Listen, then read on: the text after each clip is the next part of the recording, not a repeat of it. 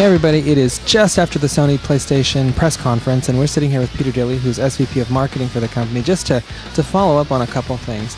Obviously, the first one is, well, we kind of already knew before the press conference, but let's talk about PSP Go for a second. You guys showed that off, and you have one there, actually. There's the white PSP Go, as they made a big deal about at the press conference. I know that a lot of people are looking forward to seeing this in the flesh and in person. We couldn't be more excited about this new PSP Go. It's a great device for the people who want to carry their content with them, are completely comfortable with digital content like your readers. We also talked about the advent of Media Go, which is replacing Media Manager. So now you've got a digital locker to store all your content, which is a great way to keep track of all the movies, games, TV shows that you're downloading. So it's going to come out October 1st in the States. And we also talked about just a really wonderful PSP software lineup that's going to go along with this, highlighted by the launch of GT for PSP on October 1st. You don't have that on there, do you? I don't have that. All right. So, release-wise, I don't know if you can talk. What colors are we getting? Yeah, we'll have both white and black at launch, and we're looking at bringing additional colors into the marketplace post-launch. But we know that people like to carry around something that's a reflection of themselves, and colors are a great way to accessorize the unit. So look for white and black at launch, and maybe some other colors down the road.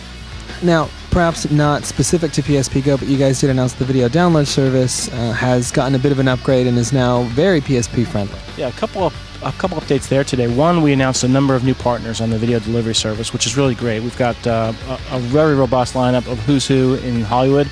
We added a number of new partners today, but we also announced that the video delivery service is now native to the PSP. So when this comes out on October 1st, that'll already happen. But today, if you have an existing PSP 3000, you'll be able to access the video service directly from any Wi-Fi hotspot. Before, you had to go through the PC to get the content down to the PSP or through your PS3, but now you can access the video store the same way you've been accessing the game store directly from a Wi-Fi hotspot. So a much tighter integration into the PlayStation network. Now, you'd think from what we're talking about, all you guys talked about was PSP at the press conference, but that's not the case. You guys talked a lot about your PlayStation 3 lineup, and you talked about stuff that was due this year and stuff coming next year. You also revealed some kind of very unique new titles, so you want to talk to us about those? Yeah, absolutely. I think this year we've got an unrivaled software lineup, which was really going to be a differentiator for the PlayStation 3 this year. It's really an embarrassment of riches, and we had a struggle to fit everything into what was almost a 2-hour press conference. But we started off the show here today with Uncharted 2, a fantastic sequel to a great game from Naughty Dog, and really didn't let up from there. So Uncharted 2, I guess you want to talk about some new IP as well. MAG is a game that's blowing people away. We demonstrated 256 players playing online from the stage here today. Never been done before. Only on PlayStation 3 can you see something like MAG. Mod Nation Racing, which is a game that really picks up where Little Big Planet left off with the play, create, share aspect of Little Big Planet. You'll be able to do the same thing in Mod Nation Racing, where you can create your own tracks, upload them to the network, trade them with friends, share them with friends, and download their creations as well. So personalization and customization, user-generated content, a big part of the PlayStation experience on both Little Big Planet and coming soon to Mod Nation. So one of the games that you guys closed the show with was just a tiny look at Last Guardian, which is, the internet knows as Trico, and most fans know as the third game from Fumito Ueda. But what can you tell us about it? Well, you're right. There's been a lot of speculation about what Ueda-san has been working on, and The Last Guardian is that game. It's a gorgeous game that really is only possible on PlayStation 3.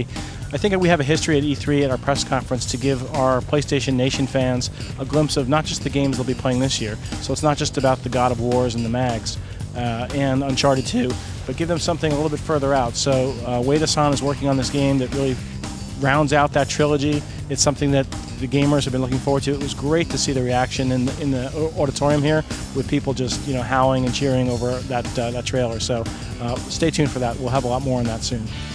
Now, besides showing the future of software for PlayStation 3, we got a tech demo of new technology for the system that is apparently coming out in spring 2010. So tell us what you can about that motion controller. Sure. It's again, motion control is something that we know a lot about from going back to the iToy and the PlayStation camera. And I think what Rick Marks and Anton were showing off was a tech demo, a glimpse into how we'll be able to adapt that technology to a very precise control mechanism that uses a controller with a light sensing diode as well as a trigger. So the combination of those three means, from our perspective, we'll be able to do not just great casual games where you've got some movement, but also add to it the precision and intricacy of some different gameplay techniques that they started to show glimpses of just from a tech perspective. I think, though, that the real story is when the audience and the third-party community and our development studios start to adapt that technology into the games. Really, the imagination is the only limitation to what you'll be able to see. And so the important question is, are you guys sending out dev kits yet, or are you still in the research phase? We're a little bit past the research phase. We're actually having conversations with the third-party community. The dev kits have started to go out to the third parties as well. They're working on the tech. They couldn't be more excited about it. And I think, again, this plays back to the PlayStation message that there's a 10-year product life cycle, that only PlayStation gives you gaming experiences that touch all demographics, all audiences, and we want motion control to be part of that going forward. All right, well, thank you very much, sir. We are actually going to go play all your stuff now, and for folks at home, be sure and check our live show because there's going to be a ton of PS3 and PSP content on it.